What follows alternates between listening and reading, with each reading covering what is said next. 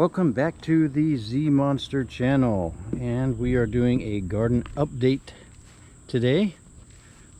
We will try to make it short and sweet, but we'll see. This is the second time I'm trying to film this. GoPro got hot and stopped recording, and I don't know where exactly, so I'm just going to restart. And now that I know what I'm covering, I'll be able to do it faster this time, right? That's how it works typically. All right, we're going to jump right in here. We've got our asparagus box, and it's still producing after 6 years, and did get one asparagus this morning, so we've got that going there.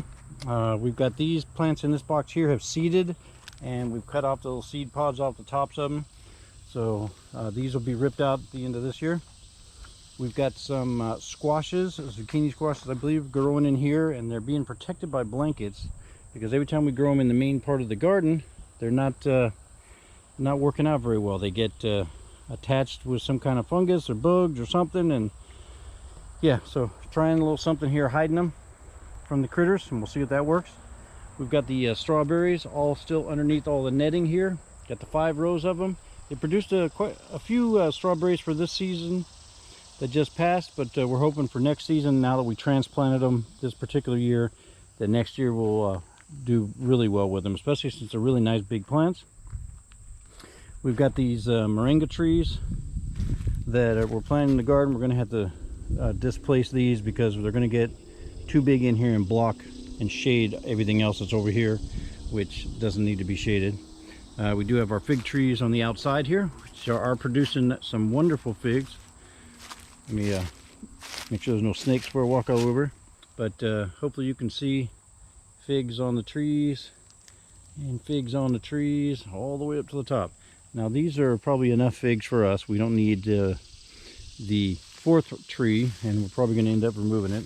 No, we're absolutely going to remove it because it's damaging stuff. But these huge things here were the sunflowers. These are all going to be removed at the end of this season as well.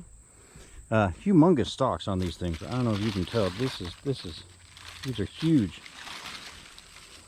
Huge. Grapes, we are done with grapes because the Chinese beetles come, eat all the leaves, and it just damaged all of it, and couldn't save any of the grapes. You can see there's a bunch of grapes on there. They're not getting fully mature, and they're sour because they didn't get to full maturity. So we are going to give up on grapes and use this trellis system for other vining things, like probably for tomatoes, cherry tomatoes and stuff like that. We do have this tree that's just growing wild here. This is sesame, not a sesame. It'll come to me later. I can't even think of it right now. But we do have one of those. This is the other fig tree. Also has figs growing on there. You can see in there lots of figs growing. This one's going to unfortunately have to be cut down this year because it has been cut back away from the fence, but it keeps growing and pushing out on the fence and growing outside the fence. So yeah, its time is done. We also have some wild sweet potatoes growing through here, and yeah, we're just going to let it go because there may be a sweet potato at the end of that. Got the lemongrass pod growing here again. This one will be ripped out at the end of this year because we've got enough lemongrass stored. We also have the blueberry plant over there, which is growing kind of okay. I thought they would grow faster than that, but I think it's being blocked by the fig tree as well, and the fig tree is taking all the nutrients out of the soil around it. So once we remove that, I think we'll be better off with that, and we can redo the soil here and fix that problem. Also next to that is date trees. There's 2 little date bush trees growing there. We're going to wait and see if it grows dates either this year or next, and if it doesn't, then we're going to yank those out. If it does, we may leave the one in there depending on if it interferes with the post, and then the small one we can actually dig out and plant somewhere else while it's still small and not interfering with stuff. We got wild mustard greens growing here that came from this area here where we actually planted them, but the seeds blew and got over here, so now we're getting some free mustard greens, so that's a plus. Over here we've got all of the sweet potatoes growing. I think there's 2 rows of sweet potatoes growing here, but the vines you can see come all the way out to here. Even though where these purple flowers are, that's the last row of them, and they just vine everywhere, which is fine. I will come through and I'll cut off the ends of the vines and throw them over the fence over here, because that's where the deer come and eat the deer corn and stuff, and they like these. The babies just love this stuff too. So yeah, we'll throw those over there and draw them in. This was the tomatoes, the blood red cherry tomatoes that wanted to grow 10 feet tall apparently, and yeah, they just get too heavy and they just fell over and collapsed on themselves. There's still some cherry tomatoes growing on them, and it's still, you know, green and growing. We had to come out here and dig off some of the ringhorn worms that are still getting on this one as well. But yeah, there is some tomatoes in there. See in there, there's tomatoes in there. So yeah, that's a good thing. Next we've got the okra. We've got 2 different types. We've got this one here that has these long leaves like this. It gets pretty flowers, and it grows these nice fatter okras. And then we have the next ones over. Let me get to show you the leaves on this one. We got this one that's also okra.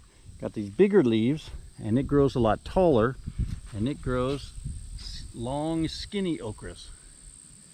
So we've got that. And we've got what, 1, 2, 3, 4 of those, a couple more over here.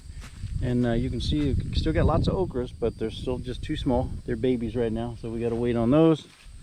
Over here we've got our new batch of cucumber plants. The other ones we ripped out. They keep getting, as you can see, the yellowing on the leaves. Over here it's just getting some kind of damage from something, we're not sure, but we're gonna let them grow. And you can see we are getting cukes on there, and we'll pick through these and get a few more cukes. We did do some canning of some pickles already, and we're gonna do a few more jars hopefully for the end of this season. But yeah, got the okra happening. We're also pickling the okra this year. Ooh-wee. Got a whole little basket of okra. This is both types. Like I said, the long skinny one has on the bigger leaves, so that you got those. We got different peppers growing here. Fresno pepper. All right, this is the Fresno peppers on this one here. These ones here are these are Anaheims? Banana. Oh, banana. These are just banana peppers, she says. Okay, so we got some banana peppers here. More of the same here. These are Fresnos here. These are getting some are nice and big, but there's getting a lot of peppers on there. A lot of peppers. These ones will be good if you let them get all the way dark and dry them out and grind them up. This is the dragon cayenne pepper bush that we bought. We actually put 1 dragon cayenne pepper in every jar of pickles that we can, so that we know that they're spicy, and it also gives them a little more kick. So as soon as they get solid red, this one still has a little bit green streak on there. So probably by tonight or tomorrow, that one will be ready to be picked. And then the rest of them that we don't use for the pickling, we dry them and grind them up, or we can chop them up, put them in the freezer, and use them for other meals. Then next, which is pretty much everything else in here, besides some of the leftover cauliflowers, broccolis and stuff, is all of these cassia trees. We've got lots of cassia trees. Now we do have a video just on cassia bushes or trees that we did maybe 2 years ago, if you're curious about why we have so many cassia trees. Well, and I'll roughly go over it quickly here. Cassia trees grow these little pods like this. As soon as they get fully grown, they start to turn brown, and then you pick them, and then they split open, and inside here, which you can almost see by looking through them, that there's like 10 to 15 little seed pods in there. And you use those little seed pods to make tea. And so with this many plants here, this will probably last my wife a couple of years worth of seed pods to make tea. Last time we only had like 2 or 3 big clumps. This I think we have close to 10 plants in here right now, and they do produce quite a few of the pods. You know, so there's lots and lots of pods, and sometimes you don't get them all and they fall on the ground, and then you'll end up getting cassia seeds next season where you didn't know that you had them. So we've got that to look forward to. And yeah, that is going to do it for this one. I think, I don't know if I covered this. This is one of our compost bins that my wife put some goji berries in, and we actually got goji berries. Goji berries. And so they're growing in here, as well as we're waiting for these to seed up and dry out so we can pick all these off, get seeds for next year. And we've got different things, starter plants growing. We got some more lettuce also growing in this here one. And yeah, I think that is about it.